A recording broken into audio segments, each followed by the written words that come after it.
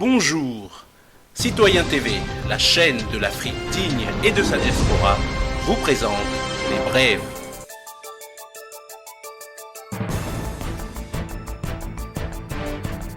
Au sommaire, Côte d'Ivoire, COP 21, Constitution, et pour finir, actualité en France.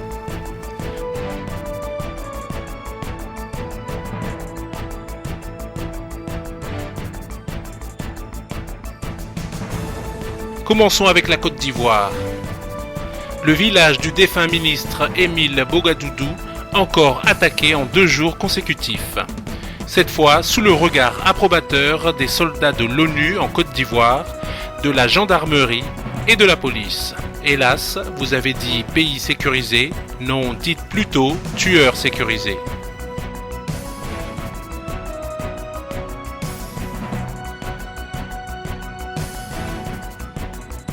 Côte d'Ivoire.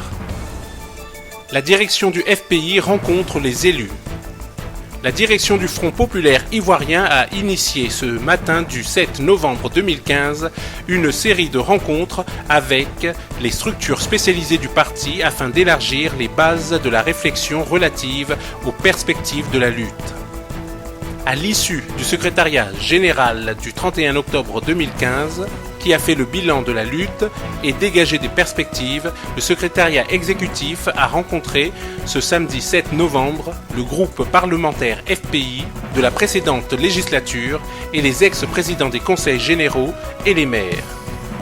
Il s'agit pour la direction au cours de cette rencontre de féliciter les membres de ces structures spécialisées dont la présence constante sur le terrain, aux côtés des secrétaires généraux de fédération, a permis au parti de Laurent Gbagbo d'être saisi des préoccupations et aspirations profondes du peuple. C'est d'ailleurs grâce à cette mobilisation que le dernier mot d'ordre de boycott de l'élection présidentielle du 25 octobre 2015 a connu un franc succès. Présidé par Laurent Hakoun, ex-député d'Alépé, cette rencontre, qui a essentiellement porté sur les perspectives de la lutte, s'est déroulée dans un esprit d'écoute et de partage. Reportage de Bello Fiavchenko.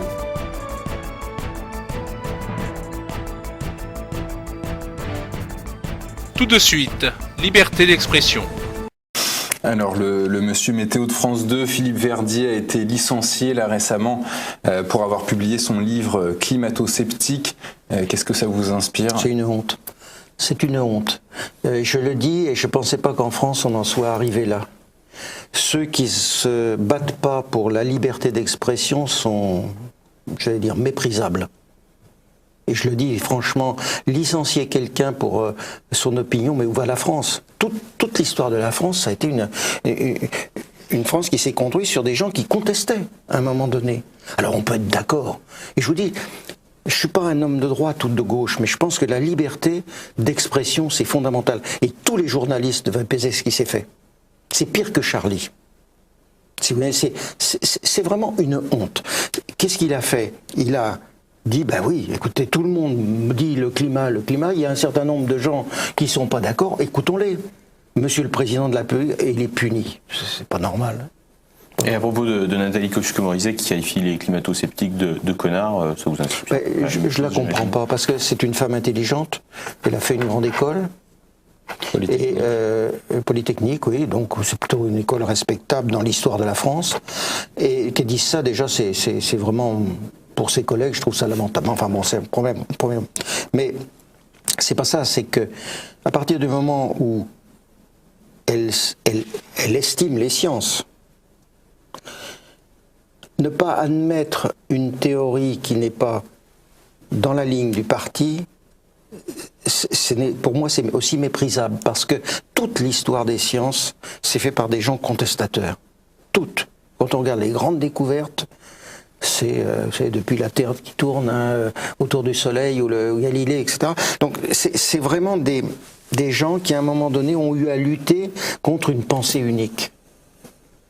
Et quelle ancienne ministre, ingénieur, ose dire ça, alors que Vous savez, les gens qui disent ça, ils sont pas des fanatiques. Ils analysent des chiffres et ils disent ceux qui ont présenté ces chiffres au monde entier, ces fameux organismes comme le GIEC, il y a des fautes, il y a des mensonges scientifiques et personne ne veut les dire.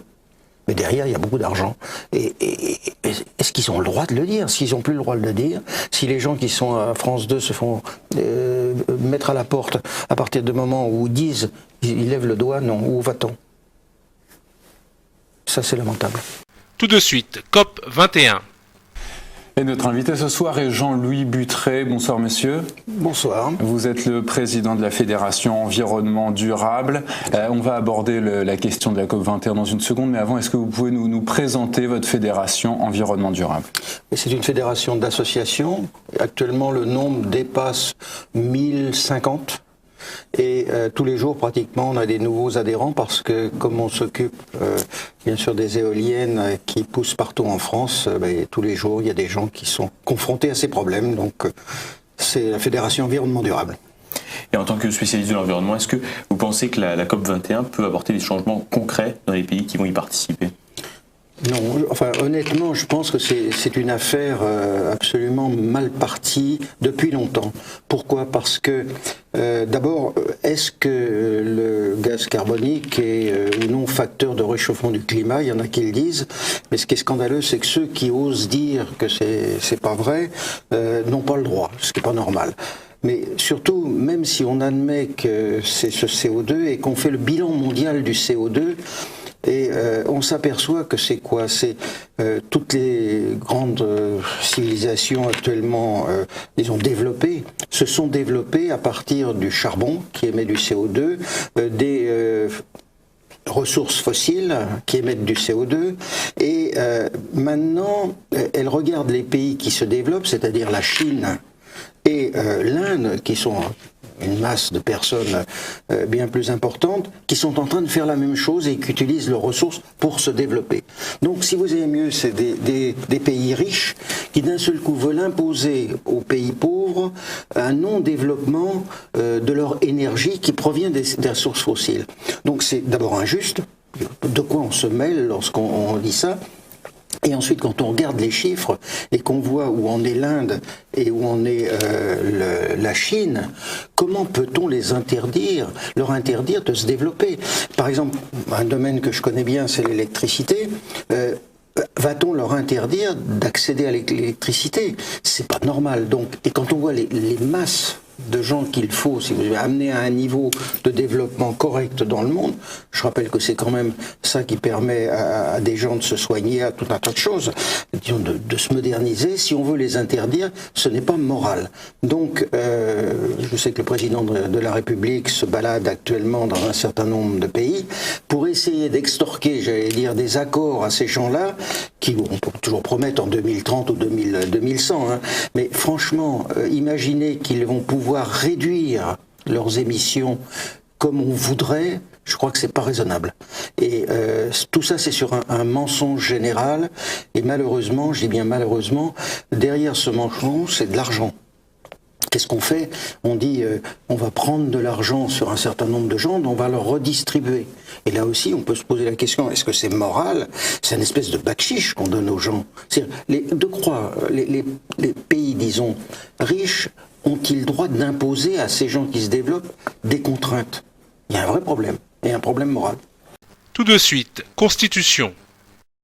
Hey! Aujourd'hui, on va parler de la Constitution. Ah putain, t'es relou avec ta Constitution là, tu veux pas nous parler de foot plutôt? La Constitution, c'est le texte qui sert à organiser les pouvoirs, mais aussi et surtout à limiter le pouvoir de nos représentants. C'est le texte suprême, celui qui est au-dessus de nos élus. C'est ce qu'on appelle le droit du roi. C'est le texte qui sert à protéger le peuple des abus de pouvoir. Eh franchement, ça déglingue sa race ce truc en fait. Ça veut dire en fait, les gens ils nous gouvernent, en fait ils ont un pouvoir limité, tu vois. Ils peuvent pas faire tout ce qu'ils veulent. C'est ça que t'es en train de me dire? C'est exactement ça. Grâce à la Constitution, constitution, le peuple est protégé contre les abus de pouvoir. Ah mais attends ma gueule, si grâce à ce texte on est protégé contre les abus de pouvoir, pourquoi j'ai l'impression que les hommes politiques ils ont aucune limite? Eh sérieux mec, moi j'ai même l'impression ils font ce qu'ils veulent les gars. Ah mais attends une petite seconde, dis-moi un truc là. Ce texte là, qui c'est qui l'écrit ça merde? Je crois que c'est justement ça le problème. Ceux qui écrivent ce texte sont ceux qui nous gouvernent. Oula, attends, qu'est-ce que t'es en train de me dire là? T'es en train de me dire que ceux qui devraient craindre ce texte, c'est eux qui l'écrivent? Eh franchement Jordan X, je sais pas toi mais moi là je sens comme une odeur de conflit d'intérêts. Tu sens cette odeur là de conflit d'intérêts?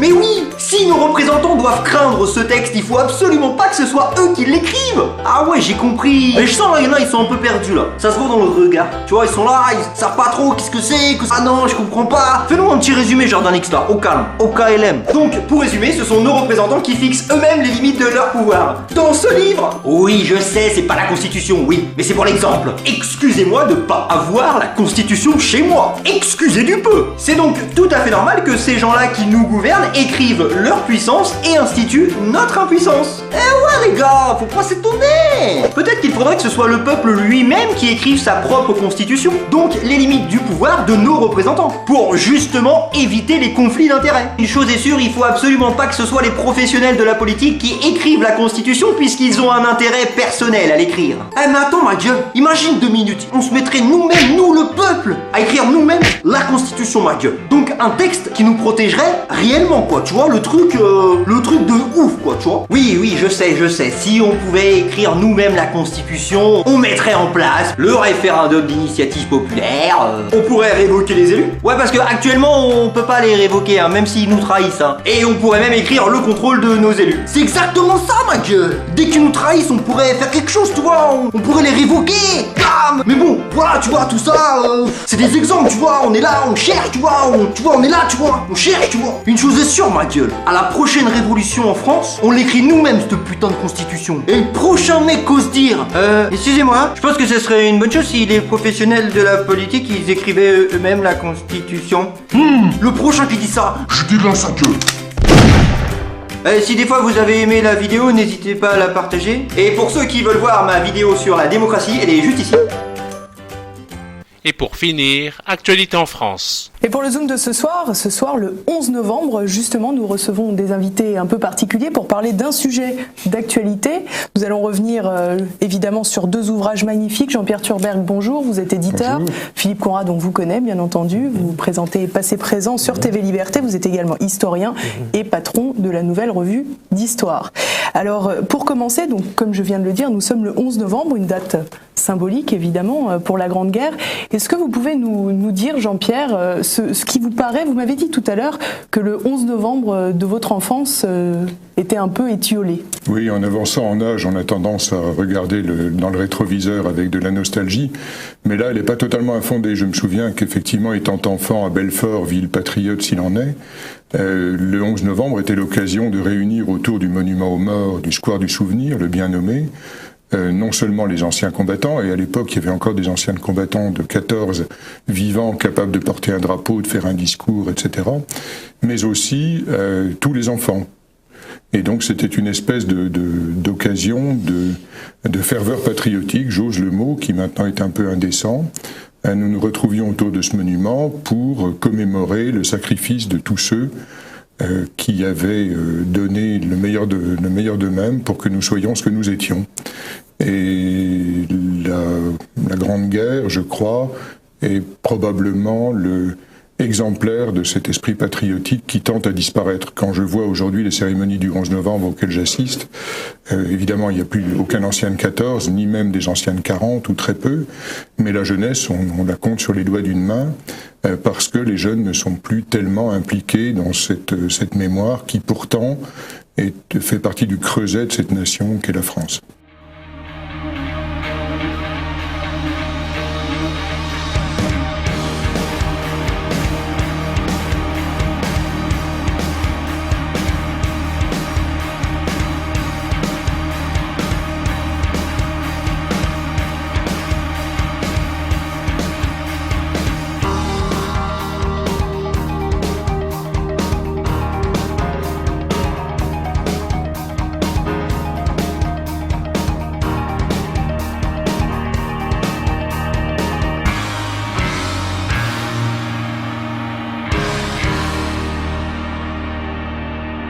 Citoyen TV, la chaîne de l'Afrique digne et de sa diaspora, vous a présenté Les Brèves.